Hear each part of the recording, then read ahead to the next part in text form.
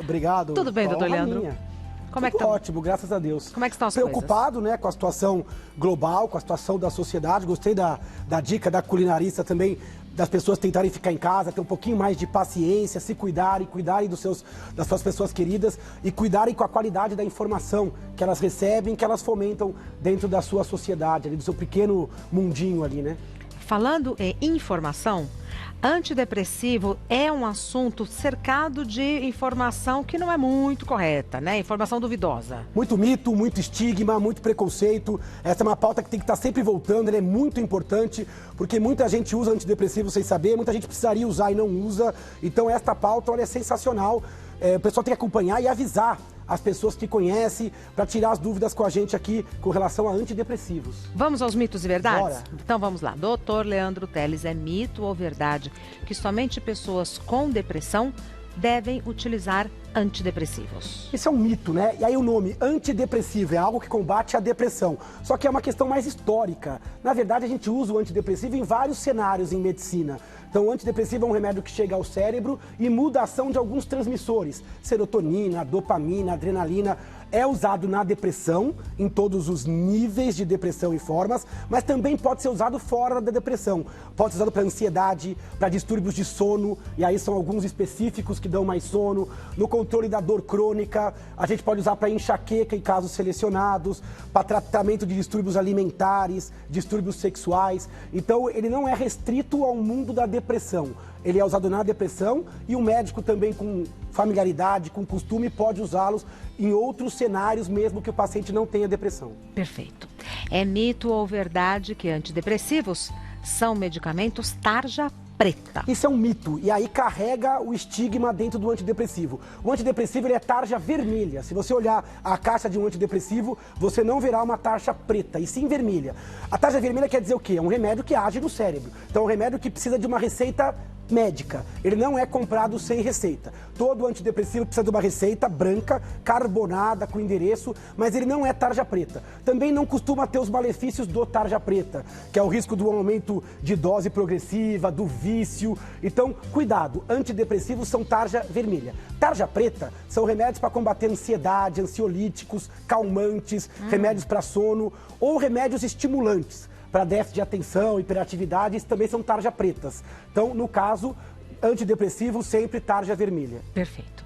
É mito ou verdade que a boa resposta ao antidepressivo substitui a terapia? Olha que é uma pegadinha, não substitui. É muito bacana quando você consegue dar o antidepressivo, a pessoa melhora, tem uma boa resposta, mas isso não substitui um tratamento adicional que é a terapia. Cada um age num ponto. O antidepressivo age na biologia, na química, na questão genética, na inabilidade de você conseguir regular a serotonina, a adrenalina. Então ele age dentro do mosaico de causas numa partezinha da depressão. Mas é muito importante mudança de hábitos, atividade física, revisão de papéis sociais. E a psicoterapia também é importante para revisitar memórias traumáticas, para ressignificar uma série de emoções, para criar ferramentas psíquicas de enfrentamento. Hoje a gente fala de tratamento conjunto. O antidepressivo ajuda a terapia e a terapia pode ajudar ou até prevenir o uso do antidepressivo. A psicoterapia ela é útil em todos os níveis e até preventivamente. E eu não abro mão da terapia mesmo quando o antidepressivo vai bem. Olha só. É mito ou verdade que a resposta clínica do paciente pode demorar mais de 6 semanas? Verdade.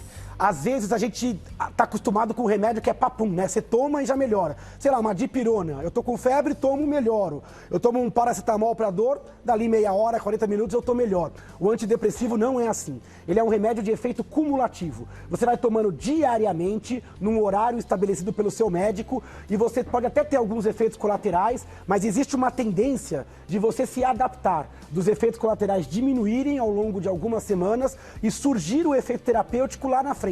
Existe um delay, um atraso, que pode demorar até 6 a 8 semanas. A maioria começa a responder com 2, 3 semanas e isso vai aumentando, vai melhorando. Então, cuidado na hora de abandonar o tratamento ou de ficar trocando muito rapidamente. Então, ao lado de um bom médico, é preciso passar por essa fase de paciência, porque o remédio ele é mais complexo. Ele precisa alterar uma série de funções no cérebro que demanda mais tempo mesmo. Tá.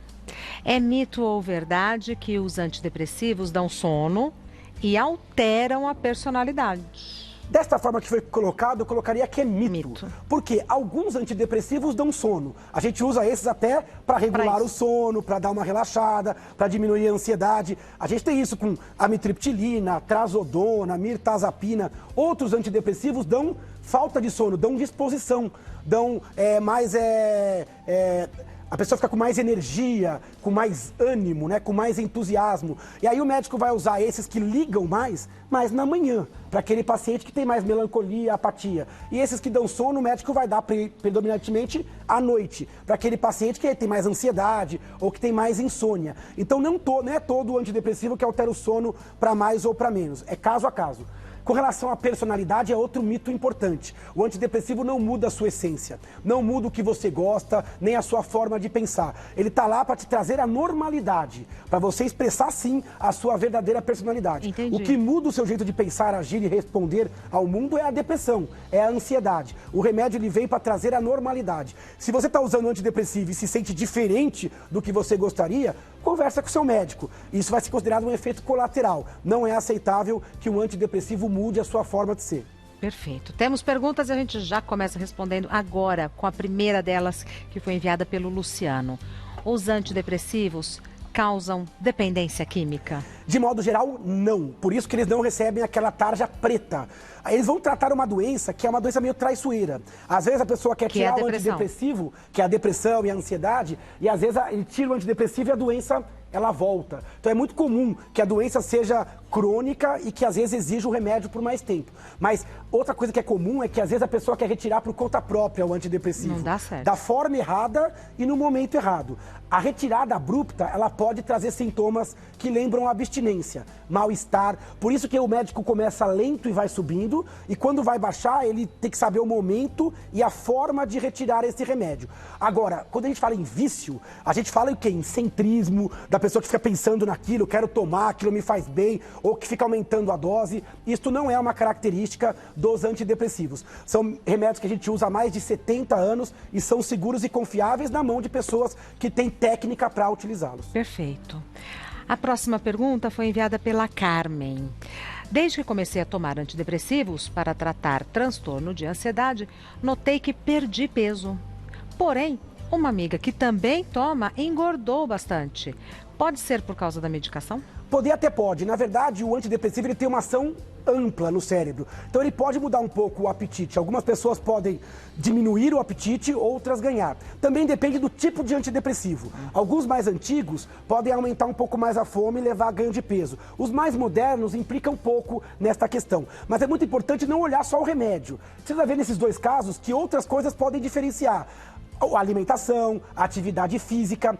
A própria doença, ela é diferente em duas pessoas. Tem pessoas que ficam muito ansiosas e começam a ganhar peso. Outras ficam muito ansiosas e perdem peso. A depressão também. Para algumas pessoas a depressão leva a ganho de apetite, para outras perda de apetite. Para algumas pessoas aumenta o sono, para outras diminui o sono. Então é muito importante ver o que a doença faz com a pessoa, qual é o tipo do antidepressivo e quais são os outros hábitos. Eu sempre recomendo acompanhar o peso para quem está olhando usando antidepressivo. E fazer, lógico, boa alimentação e atividade física para não ir para a conta do remédio, às vezes alguma coisa que é culpa do nosso hábito, né? Certo.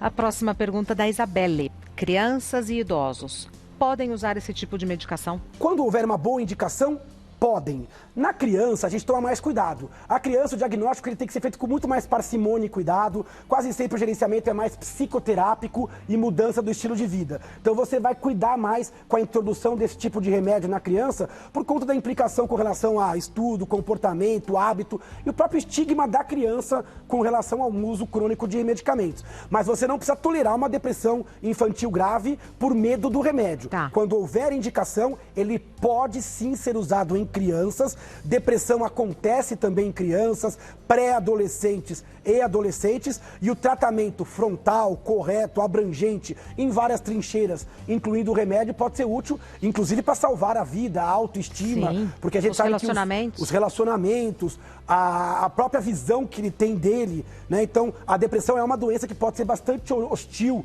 bastante atroz e vai ter que ser tratada frontalmente. No idoso também pode ser usado, mas tem cuidados. O idoso, geralmente, ele é mais frágil, ele toma outros remédios. O médico, às vezes, começa com doses menores, menores, mais lentamente. Ele tem que tomar cuidado com a interação medicamentosa, mas a depressão ela também incide na terceira idade e esta modalidade ela pode ser usada quando conveniente. Nunca em substituição a outras questões, como solidão, problemas emocionais, de relacionamento. Ninguém quer medicalizar a dor. A gente tem que saber que a tristeza faz parte da vida, o luto ele tem que ser vivenciado e toda a fase da vida tem seu ônus e seu bônus. Mas tem um limite. Quando esse limite foi transpassado, o remédio ele vem para somar, sim.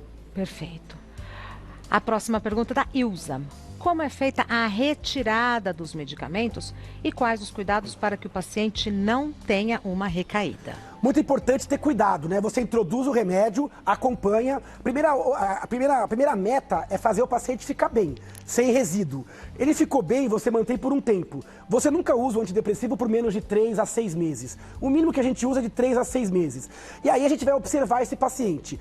A vida dele mudou, ele mudou hábitos que levavam à depressão. Esse paciente ele teve um episódio, ou já é o 5º episódio dele. Tá. A gente vai ter que balizar de acordo com isso. O paciente tem que estar bem, ele tem que ter mudado hábitos de vida, talvez com terapia, exercício físico, ressignificação. Ele tem que ter, lógico, um histórico favorável para a retirada.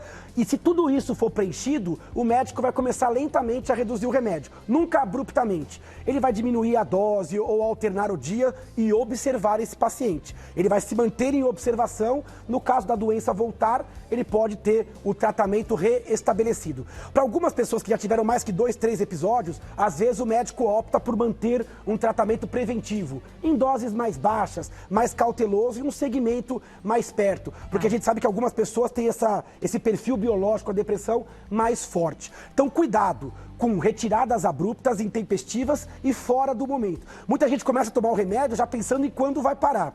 Primeiro, se livre da doença. Aproveite esta fase para rever todo o seu ritmo de vida, cuide do seu peso, de outras doenças, de hábitos alimentares, cuide da sua vida como um todo e depois, quando você estiver fortalecida, a gente discute a retirada paulatina do remédio. Com o médico. Sempre ao lado de um médico. Tá. É tão importante a introdução como a desintrodução. Então, não é mais nobre dar o remédio, é o mais importante tecnicamente. É importante tecnicamente os dois movimentos. Perfeito. Desculpa eu te interromper. Não, mas foi muito boa observação. O Dr. Leandro Teles é médico neurologista. O site do Dr. Leandro é leandroteles.com.br. Não tem nenhuma letra dobrada, é tudo simples. Leandro Teles, com L só.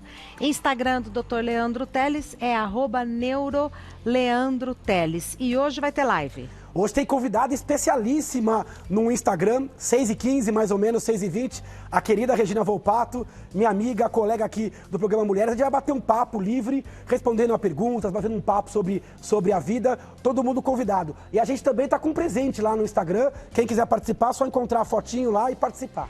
E o livro? O livro também está à venda ali nas livrarias digitais, né? Agora as livrarias estão fechadas, mas você consegue receber em casa ele higienizado para leitura ou até baixar o e-book, o PDF, para que você saiba um pouquinho mais sobre o tema depressão. Esse livro ele é escrito para leigos. Tem esse livro de depressão, o Antes que eu me esqueça, sobre memória, e o Cérebro Ansioso, sobre ansiedade. Fiquei muito honrada com o convite, muito obrigada. Obrigado. Até breve.